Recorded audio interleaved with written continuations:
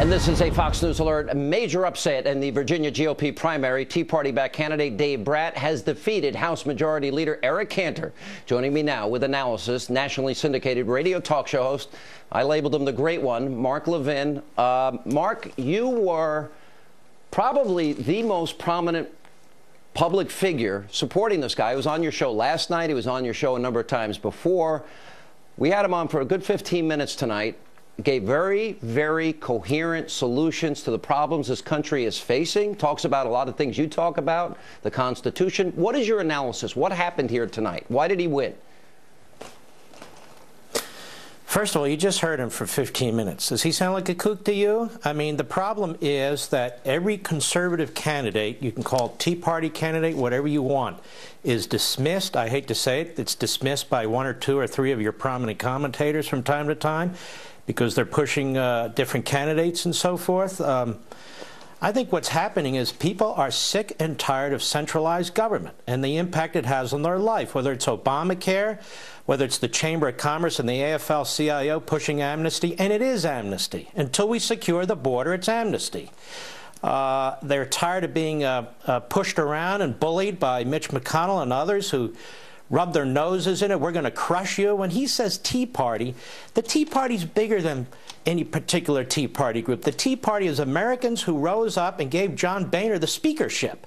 And then to be talked to that way, you know, the analysis has been so wrong the last several months. I looked at Boehner's numbers. Boehner got 69% in the Republican primary against a 30-year-old adjunct professor at $100,000. That is a disastrous showing for a man who's been there 24 years.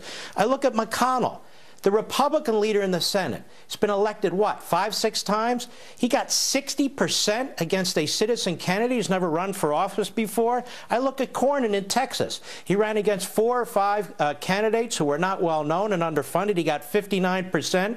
And folks here keep bringing up Lindsey Graham. Lindsey Graham had 6 opponents who were fighting with each other. They couldn't get behind a single candidate. If he had had a guy like Brat or McDaniels or somebody else, he would have had a tougher night. And look at Mississippi. You have a Republican who's been there forever, Thad Cochran. And there's no reason to back Cochran. His days are over. Everybody knows it. He was beaten in the Republican primary by McDaniel. And what's happening? Haley Barbour and all these other lobbyists are going after him. You look at this, and the Republican Party leadership better wake up. People want a new Republican Party with fresh faces, with vigorous leadership, and they're not getting it, and they want it, because the Republican Party is the only organization that can challenge Obama and Schumer and all the others and start to defeat them. You know, Mark, you served in the Reagan administration. You were Ed Meese's chief of staff. And by the way, Brit Hume, I thought, gave a very good analysis tonight about how somebody like yourself, you know, getting behind a candidate, as you did in this case, can have a very powerful impact. And I think in this race it probably did.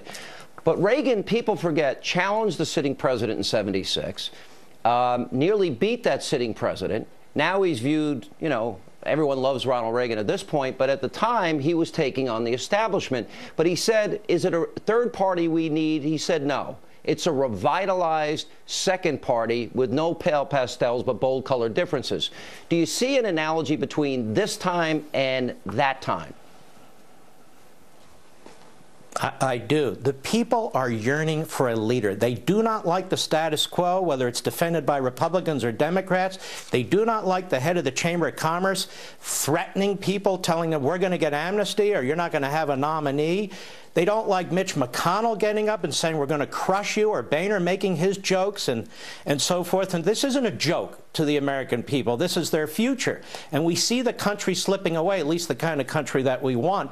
And why is it so hard for these guys to articulate our principles? They talk about Reagan, but they're Rockefeller Republicans. And what's ironic about this is the main opponent to Reagan in 1980 was George H.W. Bush. And now it's Jeb Bush, his son, who seems to be the main opponent to conservatives who are trying to rally behind a candidate in order to take this country back. And when I say take this country back, I mean from a president who is an imperial president who every day says he's going to act unilaterally and does across the board. We wake up in the morning, we don't know the next outrageous thing he's going to do. And Congress acts like it has no power. It has power. It's got the power of the purse. It's got the power to do other things, and it needs to do it. And they're afraid of Obama. They're afraid to take these steps. And you can see there's a percolating anger and frustration among many of the American people, not just in the Republican Party. I'll tell you one other thing. You look at this election in 2012 of Obama. Obama should have been beaten by a halfway competent presidential candidate in the Republican Party who could articulate the principles of the party and expose Obama's fecklessness and weakness. We didn't do it. Millions of people stayed home. And who are those millions of people? Those were Reagan Democrats. Those are blue-collar Democrats. Stop chasing ethnic groups. Stop chasing genitalia. Talk to the American people. Talk about liberty, opportunity. Explain to them that Obama is wrong and that we need to unleash the American people and unleash the economy. You know, you might be making news with that genitalia remark, but those that don't know you don't know your sense of humor. But isn't it also, you talked about the country slipping away. In one of your books, you said we're living in a post-constitutional America. Mark, 50 million Americans are out of work. You see what's happening with Obamacare. They can't even put up a website. You see what's happening with the VA, the IRS. And then look at what our government is doing just today by basically flying people into Tucson, into Phoenix, illegal immigrants into this country, and Americans are saying secure the border. How important is that to all of this? How much impact did all of this have on this race? We have an Obama-made refugee problem, and it is growing on our southern border. It's like we're the third world.